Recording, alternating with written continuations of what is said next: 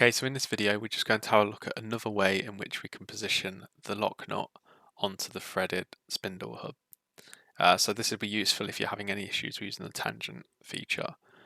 So let's just have a look. So if I activate my assembly here, so edit, and then go placement. So first thing we'll align the outer diameter with the inner hole. That's coincident, that's fine. And then the next constraint will just be this face to this face. Click OK. Now what I want to do is activate the planes.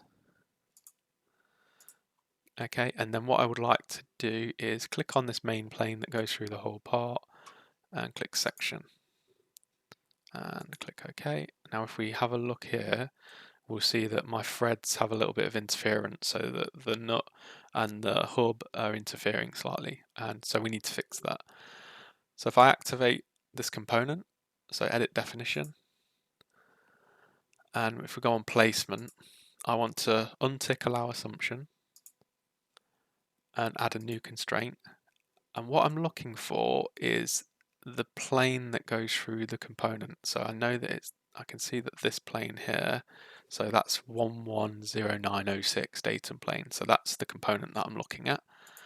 And then I want the main plane for the assembly. So I click there. And you can see it's added a coincident constraint, but I'd like to change that to angle offset. So if I click on this, what I can now do is change the angle of these components relative to each other. So if and now it's just a case of a bit of trial and error to make sure we get the right angle. So let's try, let's see what happens if I just put 10 in here for an example. Okay, so that's pushing it along the shaft. So let's go to the other end. So if I go 345, bit closer, probably need a little bit more. So what about 350? No, sorry, I went the wrong way there. So if I 345, let's try 340. Okay, maybe we can go a little bit closer, so 342. That's probably good enough for what we need. So just click OK. And now we can see there's no interference in the thread there.